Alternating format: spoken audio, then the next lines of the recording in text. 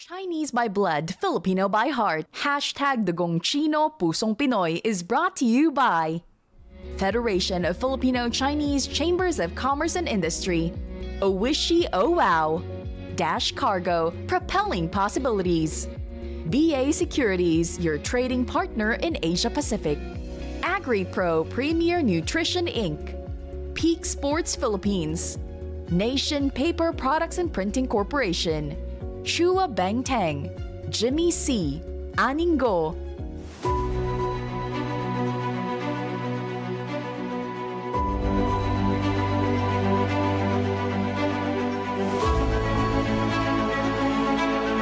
Religion has the ability to be translated or enculturated in different languages and cultures.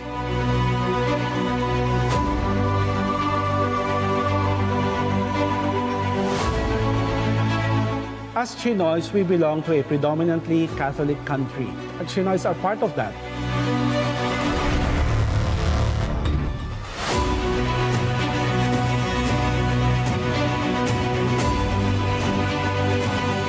The story of San Lorenzo Ruiz shows us na kaya ng Pilipino, kaya ng Chinoy maging banal. Kaya ng Pilipino, kaya ng Chinoy maging dakila, pumili ng tama, magdesisyon ng maayos, manindigan at maging matatag sa kabila ng lahat.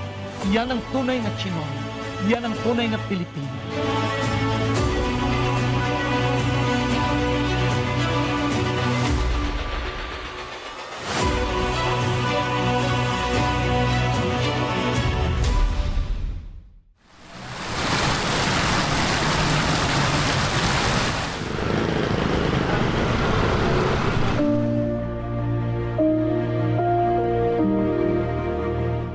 My name is Msgr. Esteban Lo Tiak Juan. I am at present the Rector and Parish Priest of the Minor Basilica and National Shrine of San Lorenzo Ruiz and the Parish of Our Lady of the Most Holy Rosary.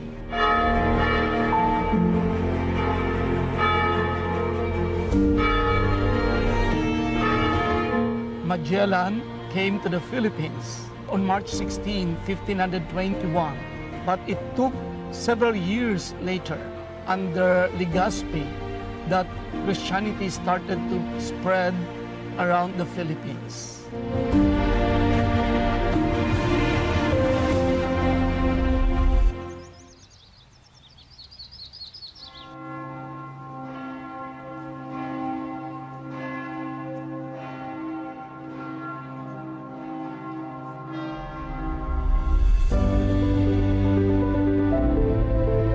I'm Father Ari Dy, SJ,陈孟利神父. I'm president of Ateneo de Naga University. From the very beginning, when the first Bishop of Manila arrived, Bishop Domingo Salazar, he arrived in 1581 and already he was interested in evangelizing the Chinese. When the Spaniards came, they discovered that the Chinese have been in the Philippines doing trade with the Filipinos much earlier. The first Filipino saint is a Chinoy, a Chinese Filipino. Maybe some people are not aware that San Lorenzo Ruiz was half Filipino, half Chinese. His mother was a Tagala, his father was a Chinese immigrant. He was a member of the Confradia del Nuestra Señora del Santísimo Rosario. And of course, later on, he became the escribano or the parish secretary in this parish of Binondo. But you see, San Lorenzo Ruiz, just like many of us, had found himself in a very great personal crisis. He was falsely accused in connection with a murder of a Spaniard. He decided to join the Dominican missionaries who were going to Japan. Little did he know that it was a time of persecution for Catholicism in Japan. And when the Dominican missionaries were martyred, he became part of that. He was also martyred in Japan. And therefore, if you go to places like Nagasaki, you find statues of St. Lorenzo Ruiz and his companions, and they were all martyred together there in the 1630s.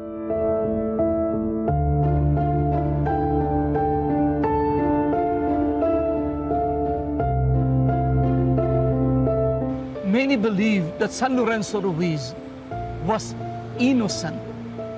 They knew that only persons of unquestionable character who could be allowed to join this mission in Japan. Otherwise, the mission itself would be compromised from the very outset. San Lorenzo Ruiz is indeed a great blessing, inspiration, and challenge for us Filipinos in general, and Filipino-Chinese in particular.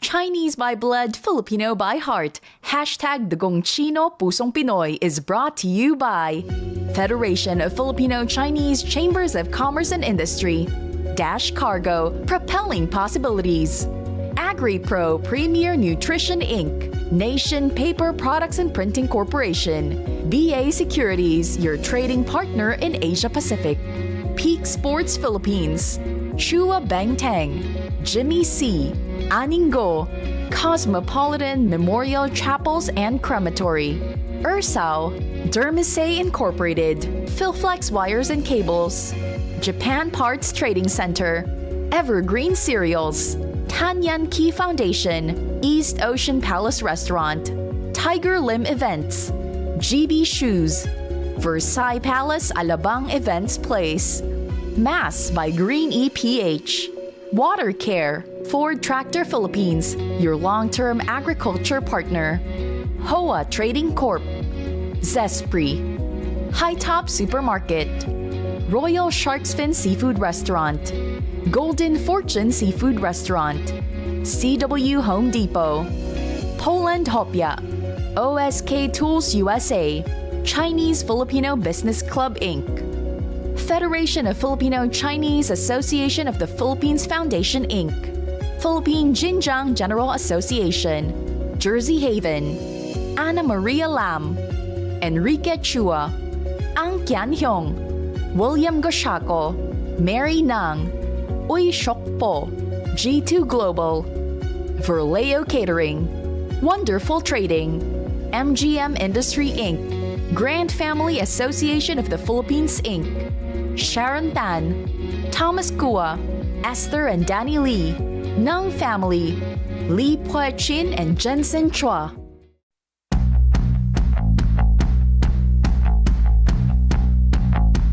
From the simple idea of bringing Taiwanese street food to the Filipino table, to being a world-loved brand known for its bold flavors, comforting meals, and unforgettable milk tea, today we bring you inside the hub of authentic Taiwanese food, Ersao. Let's go!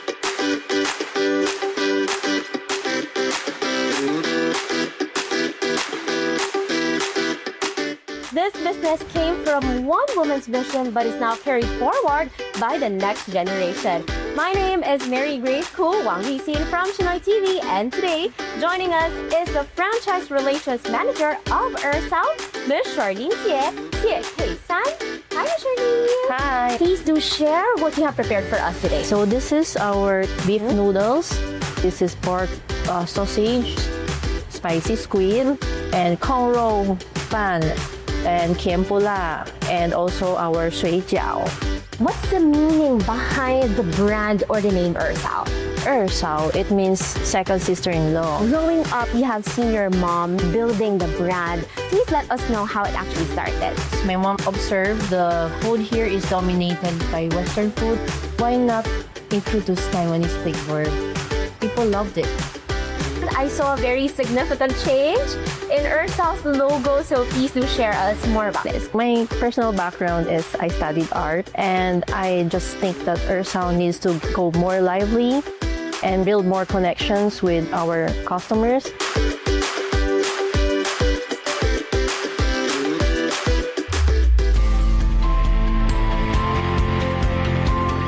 Now we stepped away from the restaurant and headed straight to where the source is being produced. Joining me today is the operations manager of YYY Enterprises, Miss Christine Hsieh. Hsieh, hi, Christine. Hi! So give us a quick preview first. How did the brand evolve throughout the years? So nag-start talaga from this kiosk. This is built by my father.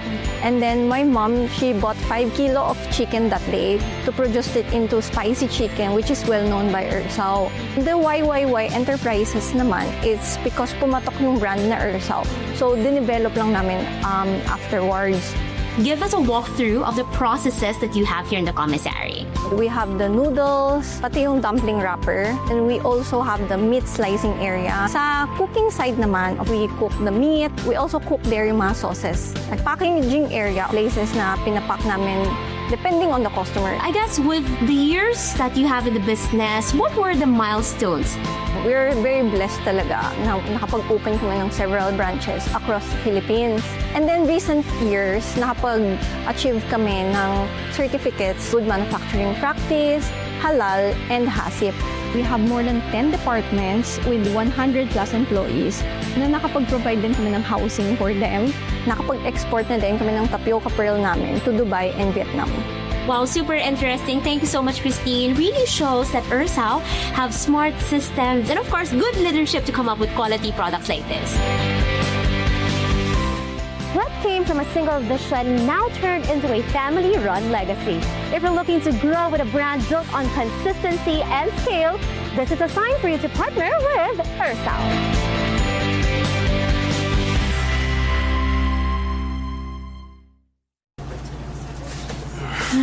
Sa totoo lang, Chinito kasi talaga type ko.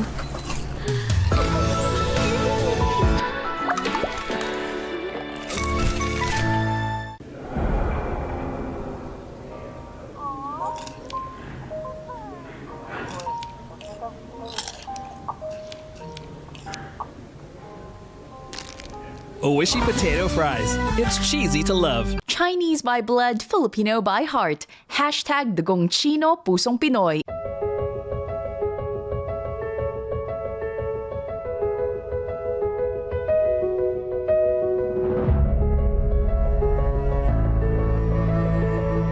I'm Dr. Juliet Uytanlet, Hsieh Li. I am currently the Intercultural and Urban Studies Department Chair and the Research Center Director of Asian Theological Seminary. Religion is a set of beliefs and practices that help people make sense of their reality.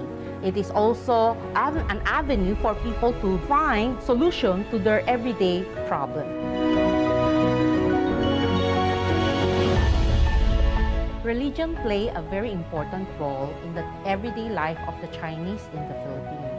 And whether this is a belief that they adhere to or a practice that they continue to do in their everyday life. The first books printed in the Philippines had to do with the catechism, like the Doctrina Christiana. And then the missionaries also developed dictionaries translating Spanish into Chinese and Romanizing it in the Hokkien or Lanangwe dialects or phonetic systems. The history of the relationship between Chinese culture and Christianity is very long. When Catholicism was first successfully introduced in China, that was one of the biggest questions. Chinese civilization was much older than Christianity. So how would the missionaries approach Chinese culture? So that was the burning question of the day. It took centuries to resolve. And today there is an effort to incorporate Chinese culture or to blend it with the practice of the Catholic faith. So here in the Philippines, whenever we celebrate Chinese New Year, we do it with a lot of Chinese cultural symbols and music and veneration of the ancestors, all of which are part of Chinese culture. It's a very rich and very vibrant celebration, a testament to the blending of Catholic faith and Chinese culture.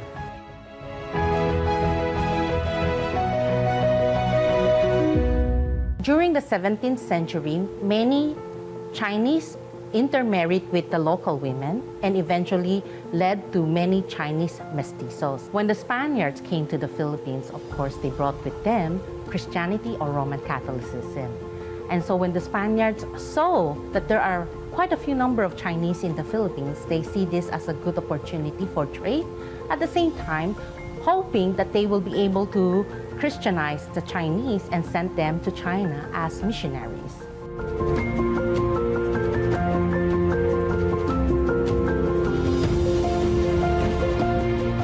Binondo was an islet across Intramuros. And Binondo, or later on known as Binondo, was set aside by the Spanish colonial government in Manila.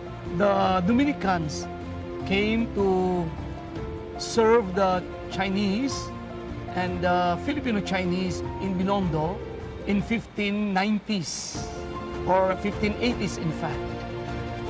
And the first church was built on this spot in 1597. Well, it was a small church made of light materials. So later on, they built the second church, much larger and much sturdier. And so Binondo has become the center of the Chinese life in the Philippines, the Chinese Filipinos, both in terms of trade, culture, and religion. The second Binondo church structure was destroyed by an earthquake that occurred in, I think, 1645. So they have to build the third church, which, however, was destroyed by the British invasion in 1762, 1763. So they had to build the fourth church structure for that matter. But this fourth church again suffered heavy damages in the subsequent earthquake. And the final church that was here during the time of the Spaniards was destroyed towards the end of the Second World War. So the present church in this same spot is practically the sixth physical structure. What is beautiful about this is that it's not only the church structure that kept on rising from the rubbles and the ashes, but the community, the Chinese Filipino community, kept on rising from each fall, kept on starting anew. Chinese by blood, Filipino by heart. Hashtag Dugong Chino Pusong Pinoy is brought to you by Federation of Filipino Chinese Chambers of Commerce and Industry, Dash Cargo, propelling possibilities, AgriPro Premier Nutrition Inc., Nation Paper Products and Printing Corporation, BA Securities, your trading partner in Asia Pacific, Peak Sports Philippines, Chua Bang Tang, Jimmy C, Aningo, Cosmopolitan Memorial Chapels and Crematory, Ersao, Dermisay Incorporated, Philflex Wires and Cables, Japan Parts Trading Center, Evergreen Cereals, Tanyan Key Foundation, East Ocean Palace Restaurant, Tiger Lim Events, GB Shoes, Versailles Palace Alabang Events Place, Mass by Green EPH, Water Care, Ford Tractor Philippines, your long-term agriculture partner, Hoa Trading Corp, Zespri, High Top Supermarket, Royal Shark's Fin Seafood Restaurant, Golden Fortune Seafood Restaurant, CW Home Depot, Poland Hopia, OSK Tools USA, Chinese Filipino Business Club Inc., Federation of Filipino Chinese Association of the Philippines Foundation Inc., Philippine Jinjiang General Association, Jersey Haven, Ana Maria Lam, Enrique Chua, Ang Kian Hyong, William Goshako, Mary Nang, Uy Shokpo, Petromax Enterprise, Yalex Shirt, Vecco Paper, Filipino Chinese Chuancho Association Inc., Federation of Filipino Chinese Alumni Association Inc., Albert Ko, Leonard D., Lim Gyokyan, Teresita and Edison Tung. Yes, honey, you're a queen. Nang rumampa ka sa stage, 1, 2, 3 steps forward, hindi ko na magawang kumalas.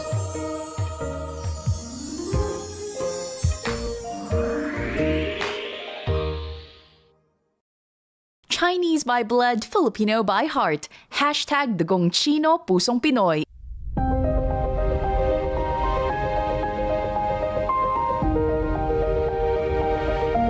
I am sure you're aware na after the passing on of Pope Francis, the name of Cardinal Chito Tagle was mentioned. Cardinal Luis Antonio Tagle is half Chinese. His mother's surname is Go Kim. So he belongs to that large mestizo Chinese class where many vocations to the Catholic Church have been nurtured. So I think Cardinal Tagle, if you notice, is quite devoted to his family. Even if he has been based abroad for so many years, he really makes it a point to spend time with his family. And he also lives a very simple, frugal life. I think that's part of the Chinese heritage. Of course, that's not exclusive to the Chinese, but it's quite evident in the way Cardinal Tagle lives his life. Indeed, you can see in him important qualities that Chinese parents or Filipino Chinese parents instill in their children. First, to study conscientiously. But there's another characteristic that balances everything, and that is ihiao toy lang, ingkay Cignal toy lang xin.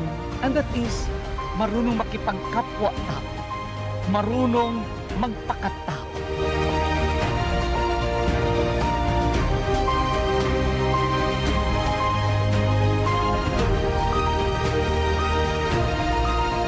When the Chinese came to the Philippines, they also bring with them their set of beliefs and practices, and that includes probably Buddhism and Taoism.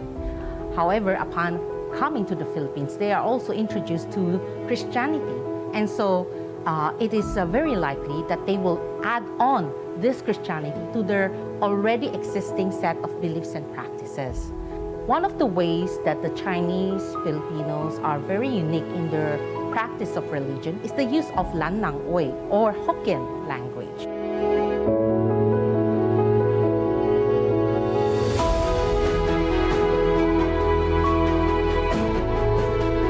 If you go to a Filipino Mass, you'll be very familiar with it, and you will see the difference between a Filipino Mass or Mass in English with a Chinese Filipino or Chinoy Mass, especially during special occasions.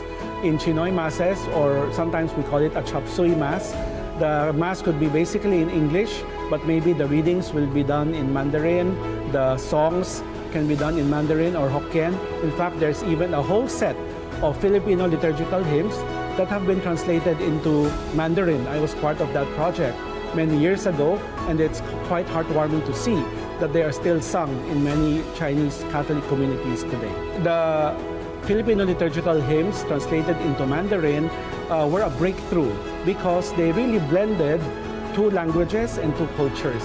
The melodies are very Filipino, like think of Purihin ang Panginoon, Pag-aalay, Papuri. We're so familiar with them, hearing them sung in Filipino.